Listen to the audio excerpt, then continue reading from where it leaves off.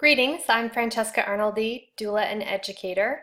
I'm the program director and course developer of the End-of-Life Training Program at the University of Vermont and author of Cultivating the Doula Heart, Essentials of Compassionate Care. And in this video, I want to share a story from my work. And I'm going to be cognizant of protecting my clients' confidential information, of course, so I'm going to be very generalized with the details. And this is to encourage and demonstrate how a doula works harmoniously with the team. And so this is a hospice client that I'm currently visiting.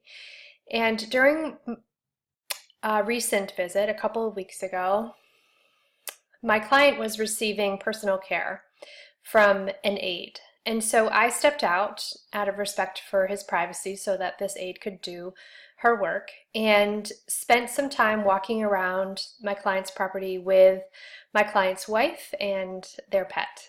And so during that time, I, with a quiet yet curious presence, opened up the space for the wife to process, and I asked her how she has been doing.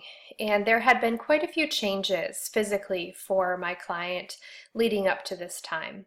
And so I figured that probably this had been a very intense time for my client's wife. Now, generally, I spend most of my time directly with my client, and his partner is able to take care of herself and do things that she needs to do, knowing that the client, her partner, is well attended to.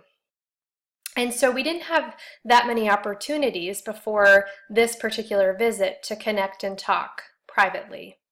So we had a wonderful meandering around their yard, and she began to express some concerns and worries about her work situation, about her work status, number of hours, and also about insurance coverage and what to expect. And so I held space, I listened while she processed, and I made a couple of suggestions in the form of just ideas and brainstorming. And when I do that, I'm very mindful that I'm not attached to her answer, not attached to the outcome, but that I want for her to have all the information that could be beneficial to her. And so part of what I did was check back with the hospice team. And within this situation, I have permission to do so, and relayed that it would be useful for the client and the client's partner to have a visit with the hospice social worker. And I gave the social worker the brief update about the unmet needs and some of these worries and concerns. So then the social worker could set up a visit and discuss the specifics and outline what the options are, especially in terms of insurance coverage, which is not an area of expertise for me, and I wouldn't pretend that it is. So through communication with the greater team, by offering this complementary level of care, I'm able to still assist my client and his natural network to have their needs met.